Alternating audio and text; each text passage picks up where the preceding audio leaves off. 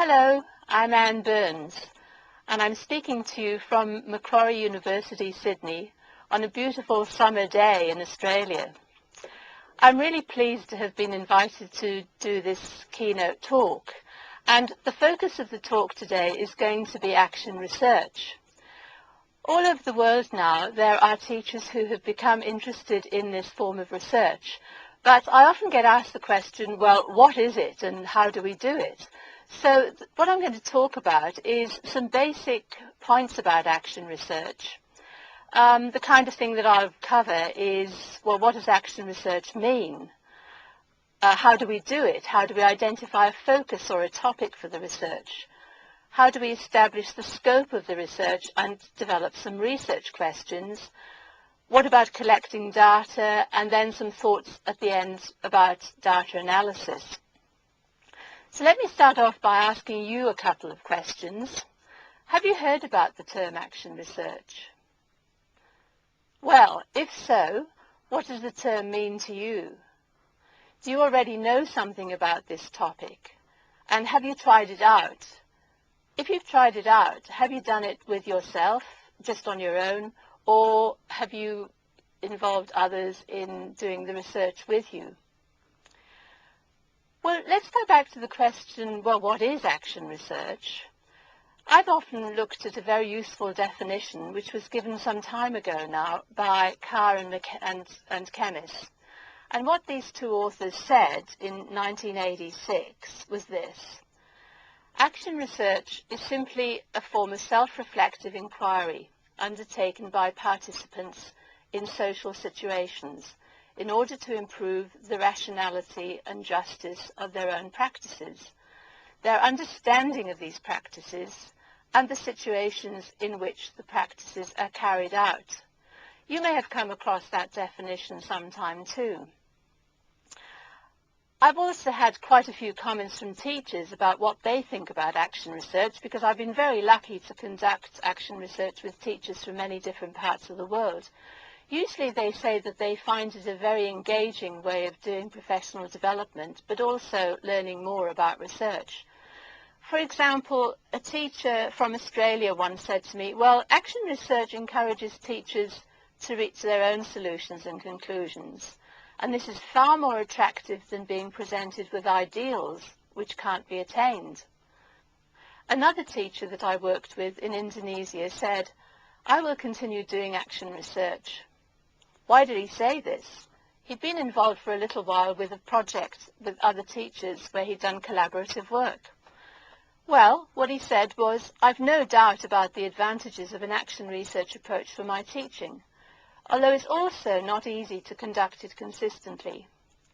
So perhaps you can see from the quote that I've just read out, and also some of the comments from these teachers, that there are some rather central concepts in action research.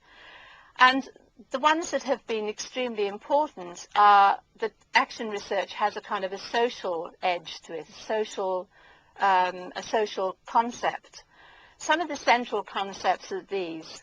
First of all, they empower the participants in a social situation to find out more and understand more about their own practices. Some people want to undertake action research because it helps them to move towards a sort of a better world for the participants that they're working with and for themselves. They're self-consciously criticizing what exists through awareness of the givens in the situation and assumptions that shape the social situation. And also, they want to enhance awareness of their own subjective, intersubjective, and normative frames of reference, working to confront inequities in the system or working to transform the social system. So there is a critical and social justice edge to action research, as well as undertaking the more technical side of doing the research. So if we want to start doing action research, what do we actually do? Well, the central idea of action research is that it's done in a cyclical or spiral kind of way. And Carr and Kemmis and McTaggart and other people who have worked on models of action research say that there are 4 points in doing action research. The first one is to develop a plan of some sort. So this involves developing a plan of some critically informed action, which is designed to improve what you see already happening in your own situation. Usually for teachers, this is the classroom or the school. And then the next part is to act to implement the plan. So we develop some kind of plan of action to put into practice the changes or the strategies that we want to try out. Then the next part of the plan is to observe, and this means observing the effects of the action that we've decided to put into place in the particular context where it occurs, and to see what happens. And the final part of the cycle is to reflect on all of the things that have happened during this trialing of the different strategies. We reflect to see the effects of what has happened in the classroom, and we use our reflections as a basis for further planning. And this might involve some further critically informed action through a succession of stages where we go back into this cycle of plan, act, observe and reflect. So in fact, in action research, you may find yourself going through several cycles involving these kinds of processes.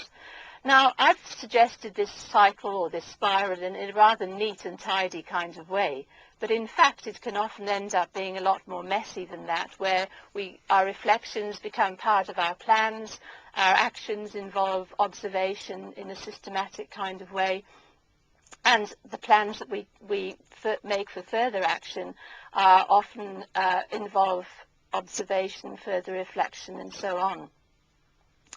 So to sum up then, we can say that the key features of action research is a focus on a particular social situation, usually the classroom in the case of teachers. Sometimes there's collaboration and dialogue with others, and this is something I would really advise if you're contemplating doing action research, because it's immensely useful to have other people available with whom you can talk through your plans, try out your actions, observe, get them to observe or help each other observe what's going on in the classroom, and then work through some reflective ideas about what's actually occurred. The other point that I need to make about this cycle is that action research is different from just normal reflection or thinking intuitively about what we do in our classroom, because it involves systematic observation. And what I mean by this is the collection of some data, and this is where the research part of it comes in.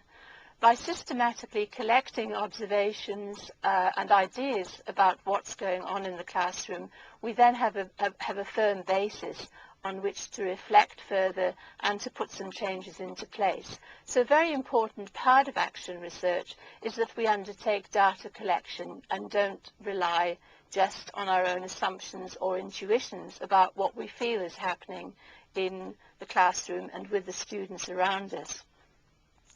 There are some other things that action research really doesn't set out to do, and this is why and how it's different from other forms of research that you may have heard of. First of all, we're not generally setting out to prove or disprove a hypothesis, at least not in the sense of experimental or scientific research. We may have hunches or hypotheses ourselves about things that work in the classroom, but the kind of research that we're likely to do is going to be much more qualitative, reflective, and does not really rely on experimental and scientific methods. We're not generally trying to establish control and experimental groups, although you may want to make some comparisons between the way in which different groups respond to different kinds of strategies that or activities that you put into place in the classroom. And we're generally not going to rely on the kind of research where you do pre and post testing. Although again, you may want to do a rather simpler version of this by looking at people's test results before you've tried something out in the classroom, and what happens after you've tried out the activity in the classroom to see whether some improvements have been made. We're generally not going to be using inferential and statistical analyses, but more relying on possibly descriptive statistics if we want to describe things in quantitative terms. And we can't produce generalizable findings from action research because, as I've already described, it's something which is much more localized in our own social situation, usually one classroom or possibly a few classrooms in the school. And so it's not something, the findings that we get from action research are not capable of being generalized right across other situations. All we can really say is that they are examples of the kind of thing that can happen in a classroom where certain conditions are in operation. So what I'd say about action research then is that it's exploratory kind of research. And it's not research which we may think about in the traditional sense of very scientific experiments being conducted in laboratories. It's much more exploratory and interpretive, an interpretive way of doing research. So if we want to do action research, the first thing that we will have to do is to find a focus for action research. Now, you may have had for some time some questions that have been puzzling you or bothering you, or things that you've not been quite satisfied with in the classroom. And these may well be the basis of the research focus that you will want to take up. But I've got a few other practical ideas for how we can get some ideas for doing action research if you're not quite sure yet what you want to focus on. These are some things that other teachers have either told me about or that I've used by talking to other teachers. So here we go. Well, one of the things that you can do is to keep a diary for a specified period of time and list some things that have puzzled or intrigued you.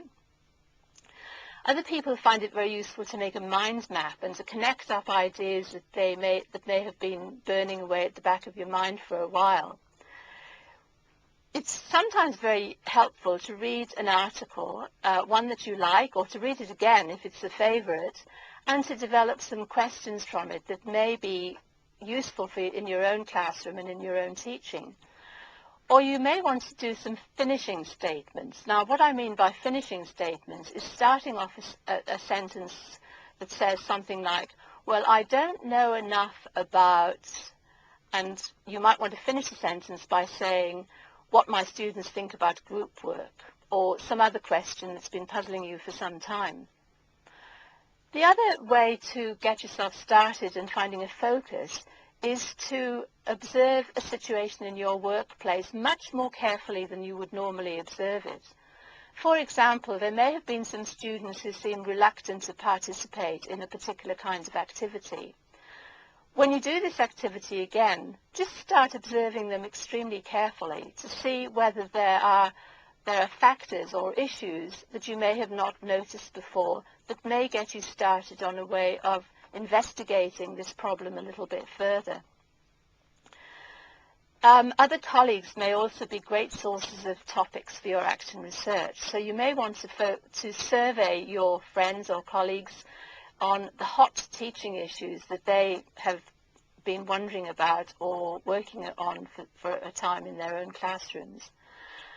And there may be recent journals or teachers' newsletters that you have in your teaching centre.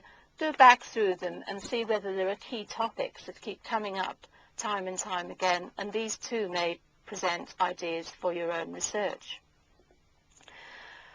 You may or may not have clear questions in mind when you start on action research.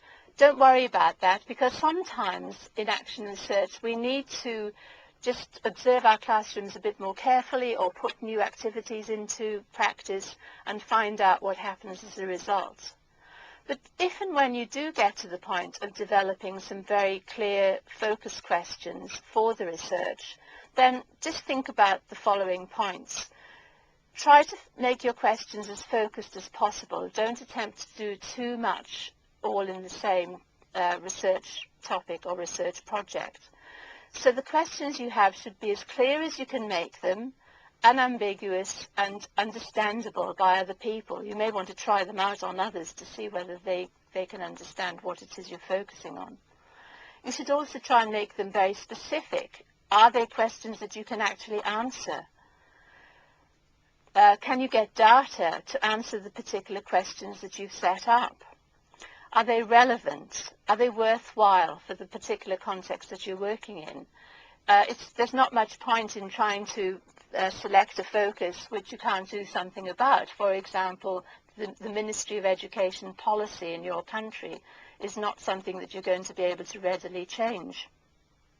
But looking at issues within the kind of constraints that you have to work with within your own classroom or your own school may be a worthwhile topic to focus on. And the questions, if you have more than one of them, should be coherent. They should be interconnected and form a coherent whole and be related to each other. Another thing you can do to look at the scope of the study is to ask yourself some of these questions. First of all, are you interested in looking at individuals, perhaps a particular student in your classroom whose behavior or whose attitude or whose results have puzzled you for some time? Or do you want to look at a whole group, a whole class, a particular group in the classroom, or pairs of students? What resources will you need to have? Time, of course, is always a huge one for action research, because as busy teachers, there is never really much time to spare to do research.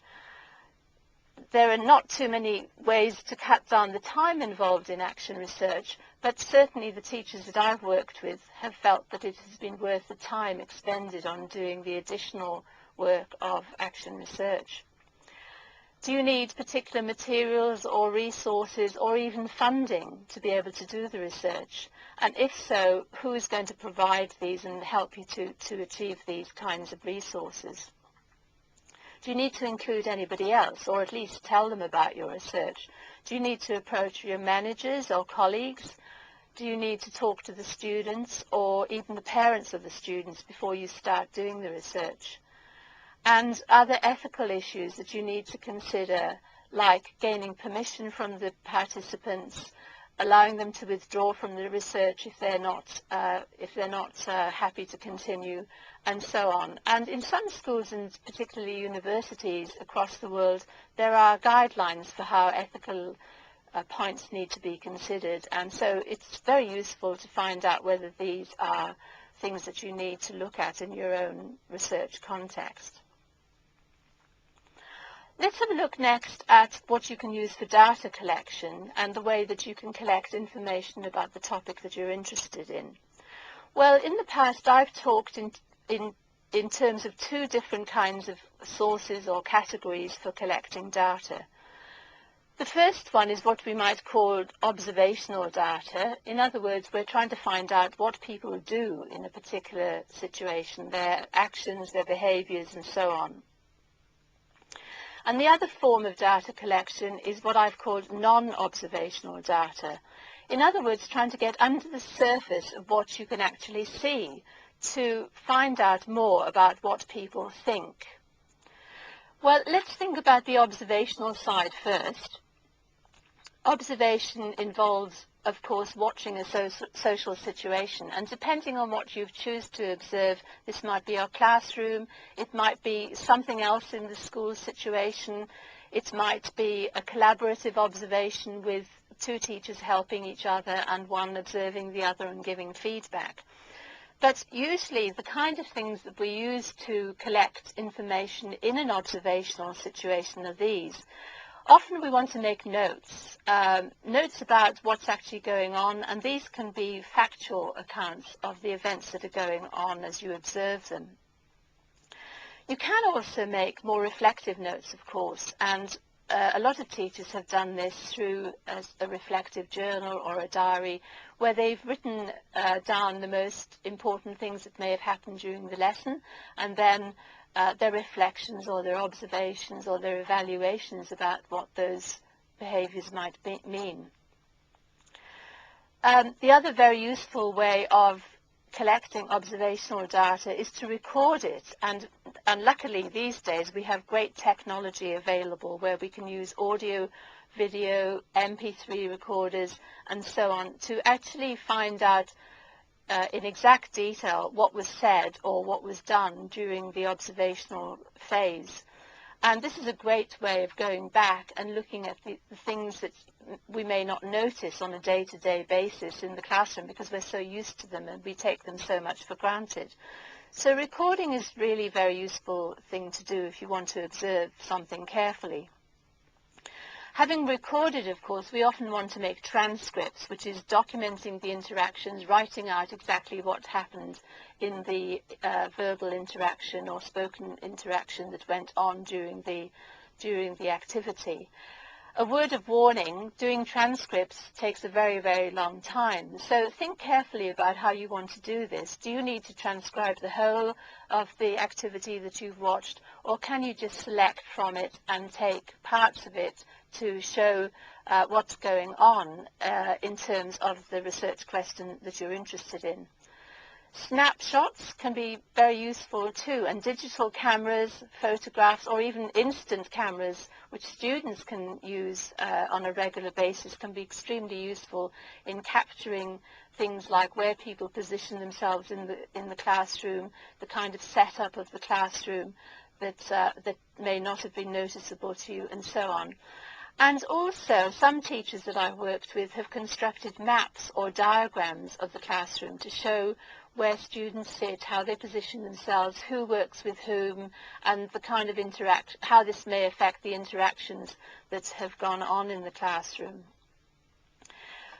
We can also collect documents that are being used, course books, textbooks, students' writing, and so on, which accompany the various activities that have gone on in this observational situation.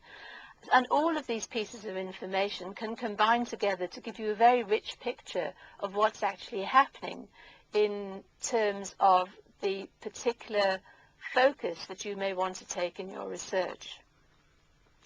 Well, having talked about observational data and a few of the ways in which you can collect that data, let's look now at some of the non-observational ways. I've already mentioned journals and diaries, and these can be very useful for retrospectively recording your ideas and your thoughts.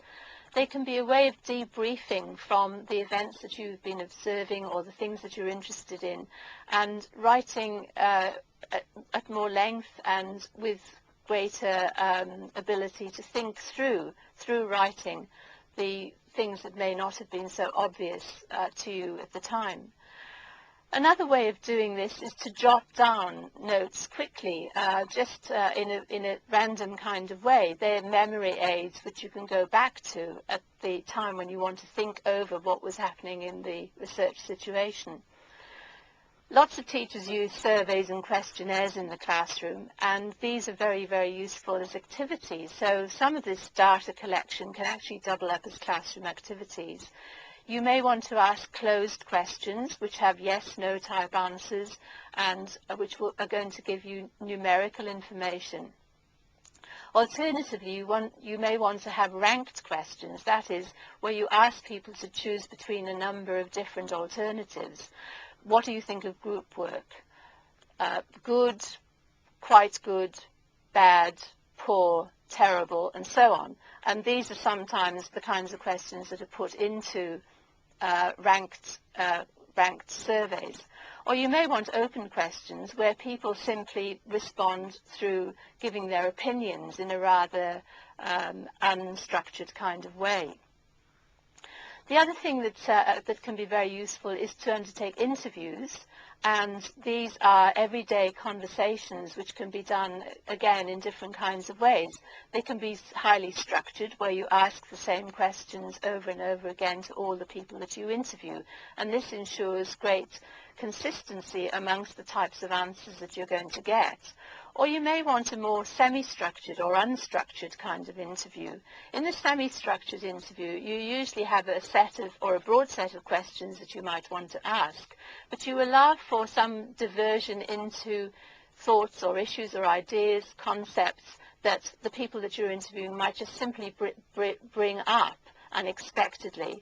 And often these will give you information which you had no idea about and lead you to further focus ideas for your research.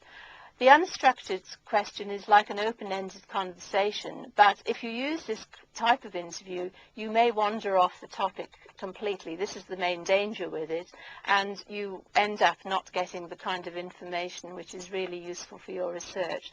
So you have to think quite carefully about which kind of interview you're going to use. Narratives are another very helpful way of getting information in non-observational settings. And narratives really mean asking people to write life histories or autobiographies or information about themselves as teachers or learners. Sometimes we can get very useful information by finding out about factors outside the educational context that are really influencing the way in which people are learning. Just to give you a recent example of a narrative, I recently worked with some teachers who were asked to talk about critical incidents in their teaching careers. And this gave rise to a lot of very, very interesting information about the kinds of things that had motivated them and inspired them in their own teaching careers. Let's turn to another way in which you can collect data by doubling up with a classroom activity. Discussions with groups of students or with the whole class can often be an interesting way of focusing on the topic that you're interested in.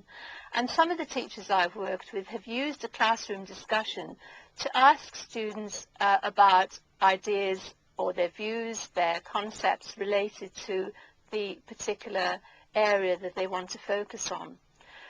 Focus groups are also another way of collecting data, and the focus group is a variation on the discussion or the interview where you bring together groups of people and interview them or talk to them through conversational interaction about various ideas, various topics that you would like to have more information about. And this has been used very successfully and usefully by teachers who have done action research too. I mentioned earlier that there were ethical issues to be considered, and so let's talk a little bit more about the kinds of things that or questions that you may need to think about when focusing on ethical concerns. There are three questions really involved here. One is, whose permission or consent do you need? Who will be affected by the research? And who should be told about the research when it's completed? Do you have particular ethical requirements in your institution? How will you explain your research to those involved? How will you gain their consent to be involved? And how will you share the outcomes of the research with the participants? So when planning all the kinds of methods that I've just talked about to collect your data, please also think about these questions, as they will affect the way in which you will work with the people you've selected to involve in the research.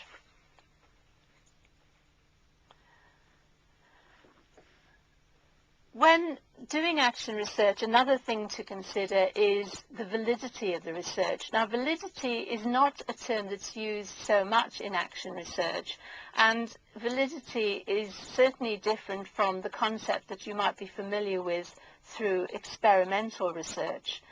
We're more likely in action research to talk about the trustworthiness of the research and the way that we've set it up, the worthwhileness of the research, and the credibility of the research.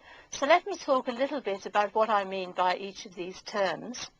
Well, when we're talking about trustworthiness, we're talking about whether the description, the analyses, and the findings that you present at the end of your research are reconstructed as honestly and as authentically as you can make them, basing them on the data that you've collected and letting the data speak to the results or the outcomes from the research.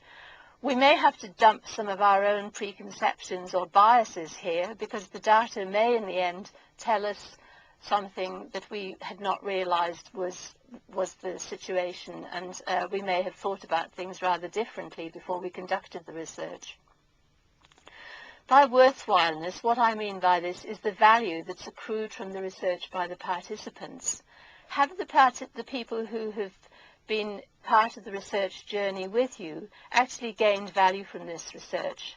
If the aim of action research is to improve things in the classroom for our students, then we need also to be very sure that they have gained something from it, that things have been made better for them, and that their learning has been enhanced, the kind of activities they're conducting in the classroom are less boring or repetitive for them, and that something has really been gained from the research by both the teachers and by the students. And finally, in terms of credibility, we need to be sure that the arguments and the processes of the research enable someone to trust the results. We need to be able to make meaningful cases for the way in which we've done the research. We need to be able to convince the participants and the people who are going to read about or look or hear about the research that the whole thing has been worthwhile and that the results are credible. So how can we do this? Well, there are various ways that we can think about strengthening validity or trustworthiness and credibility in action research. It's all to do with research quality, and we can achieve this through various ways. One of the ways which is very much used in qualitative research generally is triangulation, and what I mean by this is using more than one source to support the data that you're collecting. In other words, we might be collecting different forms of data, or we might be using different methodologies, quantitative combined with qualitative, to look at the research questions. So triangulation is to do with getting different perspectives from more than one single perspective on the questions that you're trying to answer. The next thing is that we want to test out our ideas, our questions, our concerns about the classroom through practical action. So we can strengthen validity in action research by testing the new strategies, the new actions, and finding practical ways of making them contribute to improvements in the classroom. We also want to ensure that the research aims are compatible with educational aims and also the democratic aims of making the classroom experience more teacher-friendly, more student-centered, and more balanced in the classroom. And we also want to ensure that the research design and the data collection fits in with our aims for teaching and is compatible with the teaching objectives that we have for the class. Finally, let's have a look at how we might analyze data in action research. Well, data analysis in action research doesn't really start at the end of the research process, and previously I referred to a research cycle. You'll probably find that almost as soon as you started collecting data, you'll also start thinking and reflecting on it and seeing what is coming through as a result of the new information that you're getting. So we can say that any data analysis in action research is going to be highly dynamic, and also it's going to be recursive. In other words, it's going to spiral through the whole research process in the same way that we have a cycle of research that goes on throughout the whole project. And we want to make sure also that the data analysis that we're doing is connected back to our practical action. So how is the information that we're receiving what is it telling us about the practical action that we've put in place? How are the new activities or the new strategies that we've set up for students actually making a difference? What evidence do we have from this through the data that we've collected? We also want to ensure that the reflection and the dialogue that we have with the data are unbiased. So I mentioned before that we may have to put aside our own prejudices about what happens in our classroom to see the way in which things are really occurring and the way in which the activities are being responded to in the classroom, the actions are being taken up, and so on. We'll also want to experiment further. Action research doesn't involve a one-off trial or a one-off action process. It may involve reapplication or undertaking several actions before we're satisfied with the outcome of the research. And we may even find that the things that we began with are not the questions that we need to ask at the end. So reapplication, reorientation, and taking your research into new and dynamic directions is very much a part of action research. Don't be put off if you find that the kind of thing that you started out looking at is really not the most important issue in the classroom and you end up finding something else. We need to look carefully also at what the data are really telling us and reflecting on it as much as we possibly can, synthesizing it to look at how it contributes to new ideas for the classroom and improvements on what has gone before. So we have to be open-minded throughout the whole of the action research process and to be sure that, that we're really looking at things in a deep and reflective, self-reflective way. Well, I've more or less come to the end of my talk, and in fact what I've given you is really a very quick and brief overview of what happens in action research. But many teachers have told me that action research has made a difference in their lives, and that since doing action research they've become far more interested in reading about research, in understanding more about research, and it has sometimes set them off on a professional pathway of undertaking more research. So I hope that if you do try out action research yourself or with other colleagues, and that's a great way of doing action research, that you will find it a very motivating way of ensuring your own professional development, and that you will join me and lots of other teachers across the world who are now contributing to a burgeoning and growing interest in the whole area of action research. And thank you very much for listening to the talk.